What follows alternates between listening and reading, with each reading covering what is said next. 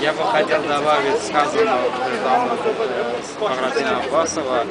Дело в том, что Гилал Мамедов был математиком. Несмотря на это, он очень заботился о культуре талышей, развивал культуру талышей. И талышский народ очень беспокоится за его жизнь, потому что не каждый талыш думает о своей культуре. Если человек заботится о культуре, если о талышской культуре где-то говорит, властям это не нравится.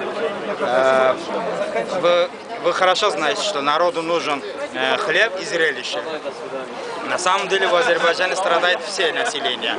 Хлеба у населения нету, есть у конкретных людей.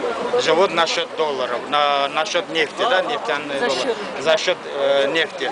Но когда Советский Союз развалился, обещали, что весь азербайджанскую землю на 10 сантиметров накроет золотом от добычи нефти.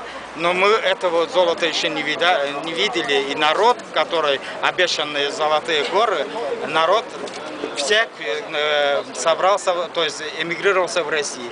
Половина населения, трудоспособное население на данный момент проживает в России. Зарабатывает деньги, отправляет на эти деньги.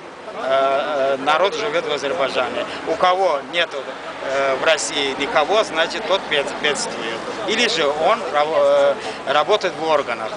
Можете сформулировать как основные лозунги, под которыми сегодня проходят митинги?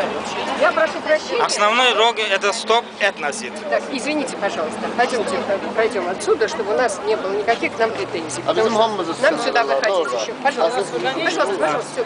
Пикет у нас закончен.